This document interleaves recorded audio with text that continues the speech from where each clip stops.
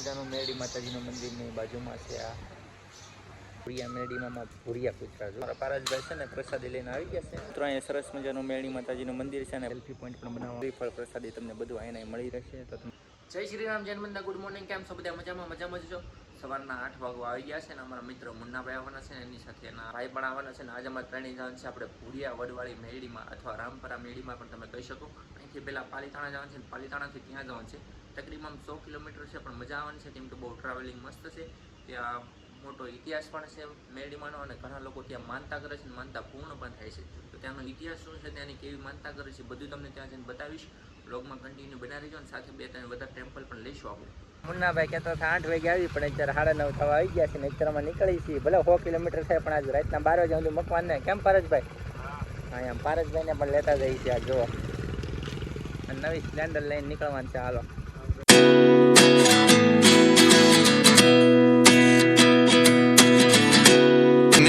and I find myself wondering what did happen to the last 10. અત્યારમાં અમે છે ને પાલીતાણા વટી ગયા છીએ અને અત્યારમાં સિંહોરવાળા રોડે થઈ ગયા છીએ અને અત્યારમાં આવી ગયું છે અહીંયા મસ્ત મજાનું મેરડી માતાજીનું મંદિર અને ત્યાં જો પાણી પીવા ઊભા રહી ગયા છીએ. આગળ જઈને ચાની 2-3 ફિસકી મારશું અને પછી ભાઈ ડ્રાઇવિંગ લઈ લે હે. આ છોકરાઓને બહુ હાથમાં ન દેવાય નકામાં.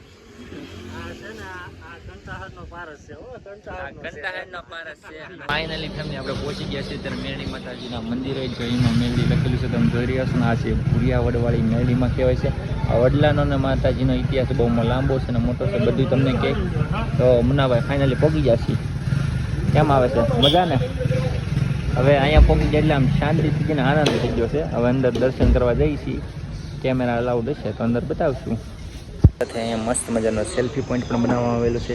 સાથે તમને બેસવા માટે બેસ્ટ જગ્યાઓ છે અને મસ્ત મજાની આરામદાયક જગ્યા છે એવું છે. શ્રીફળ પ્રસાદી તમને બધું અહીંયા મળી રહેશે તો તમારે લાવવાની જરૂર નથી દૂરથી.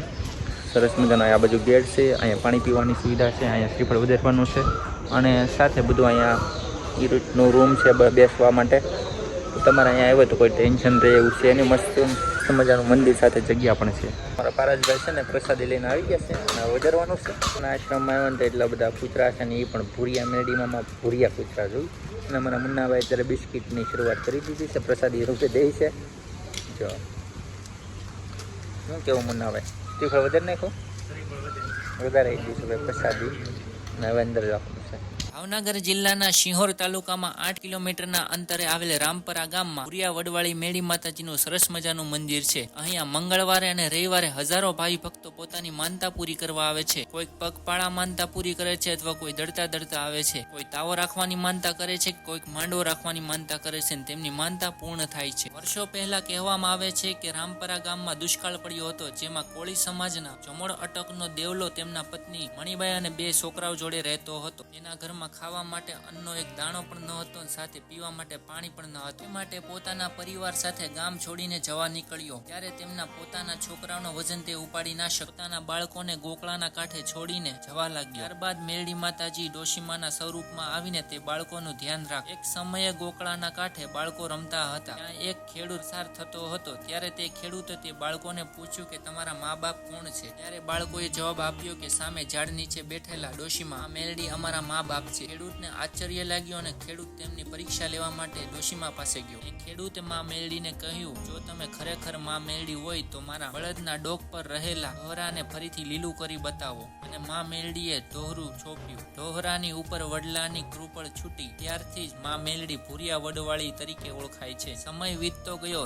દેવલો જમણ અને તેના પત્ની પોતાના વતન પાછા ફર્યા. એણે વડલાના નીચે બાળકોને રમતા જોયા અને તે ઓળખી ગયો કે આ તો આપણા જ બાળકો છે. તે બાળકોને લઈને જવા લાગ્યો. ત્યારે મા મેરડીએ નાગણીના સ્વરૂપમાં આવીને એને દંશ દીધો અને હાલમાં તેની ખાંભીઓ હજુ હાજર છે.